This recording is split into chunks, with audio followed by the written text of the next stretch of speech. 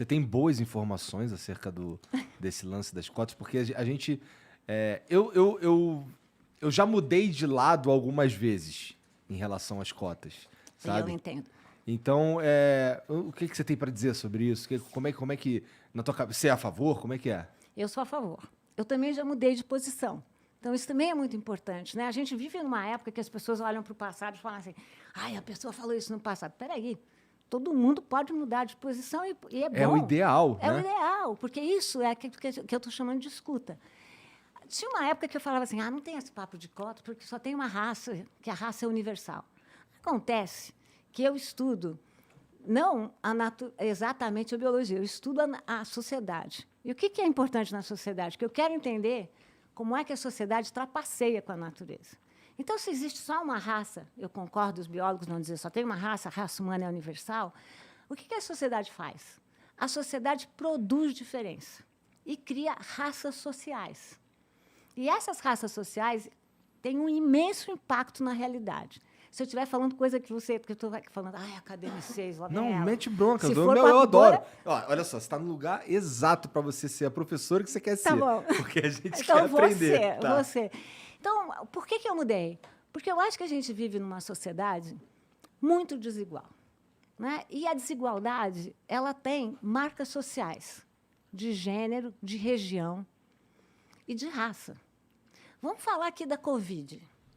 A Covid entrou com essa peste, doença democrática, todo mundo. O que aconteceu depois? O que a gente sabe depois de 2 anos? Democrática nada. É verdade. Quem está morrendo mais são as populações negras que moram nas periferias. Isso é raça social. E o que acontece? O que são cotas? Cotas são políticas de ressarcimento, de reparação. São políticas provisórias, quer dizer, não são para sempre. E qual é o princípio das cotas? É preciso desigualar para depois igualar. Mas se a gente não fizer isso, não vai dar certo.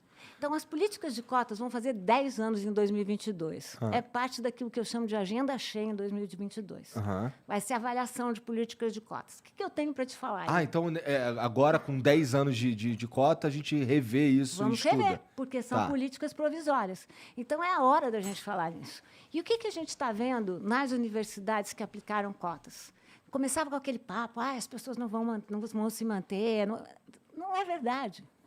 Por exemplo, na USP, que foi uma das últimas universidades a aplicar a política de cotas, os cursos estão mudando.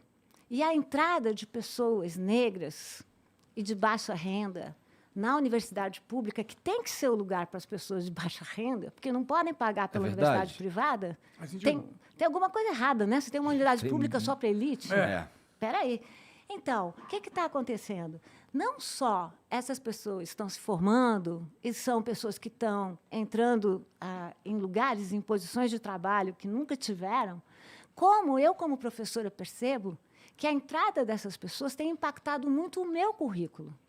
Vocês já repararam que a nossa história do Brasil é profundamente branca, imperial e colonial e masculina? Aonde está? Nós vivemos num país que, se a gente usar os critérios do IBGE e colocar juntos as pessoas pretas e pardas, 56,4% da nossa população é negra. E onde estão essas pessoas na nossa história? Elas não existiam? Existiam. Mas é que a gente está falando tanto de história, todo mundo acha que historiador lembra. Historiador esquece também.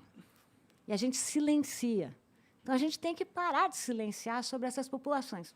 Então, vamos lá, vou resumir. A entrada de alunos negros, pelo menos na minha universidade, fez com que eu repensasse o meu currículo.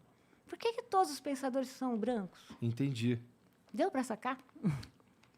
Entendi. Então, eu sou muito a favor.